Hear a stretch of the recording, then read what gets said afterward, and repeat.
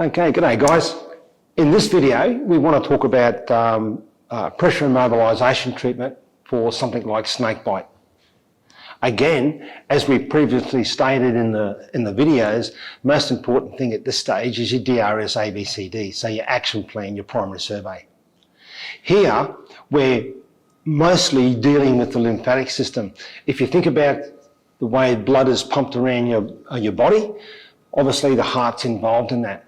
With pressure immobilisation, or with the lymphatic system, I should say, there is no pump. The pump is movement. So one of the most important things to consider when someone has been bitten by a snake is to lay the person down in the most comfortable position they can be in, and so they're not moving. So absolutely no movement is vital.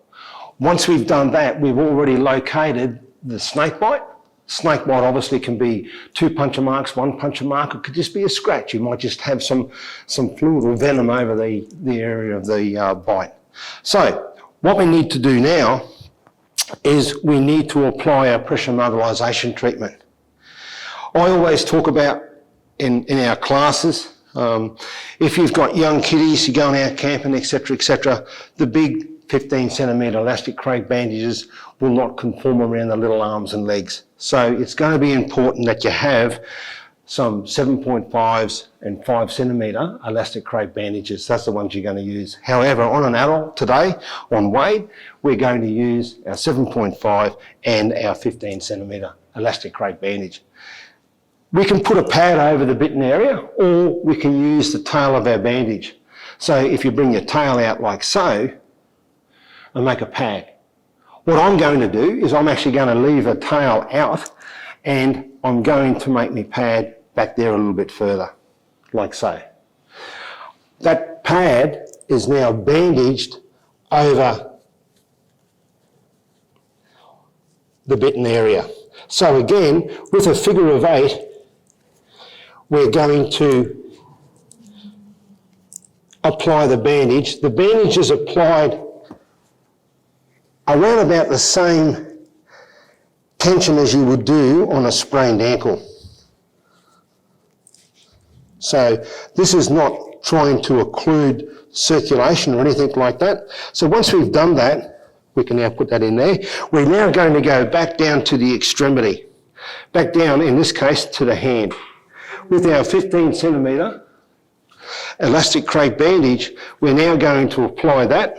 So we secure that down, and now taking fairly big swipes, using 2/3 of our bandage, we're now going to go down all the way up as far as we can possibly go. You can see that I've left that tail out. In this particular case, I'm probably only going to need to use one 15 centimetre heavy elastic crepe bandage. Go as far as I can up, and we're just going to secure that bandage there, like so. Once we've done that, we can now come back and we're going to apply a splint here. Now, in this particular case, I might just be able to, again, use another bandage just to secure that splint down. Okay, so just securing the splint, and like I say, I'm just, in this particular case, just using another bandage just to come through. You can use your triangular bandage, so you need a few of those to secure the splint, but this is now ensuring that the arm is going to be immobilised. Always thinking about our action plan, we're monitoring our patient, and obviously if the patient is now showing no signs of life, we would start CPR. In using this method that I've just done, once the patient has been handed over to the ambulance, the patient goes to hospital, etc., what the doctor is able to do now is, this here is saying where the bite is. Now we've made that pad, so what we can do now is just pull that straight out, like so. This is when they're in hospital, and this is a doctor doing this. They can cut that off, and that can then be tested to find out what antivenom that the patient may need. That's your pressure immobilisation. Now again, the pressure should be as about as tight or conforming as you would do on a sprained ankle. Here, we're also looking at a capillary bed refill.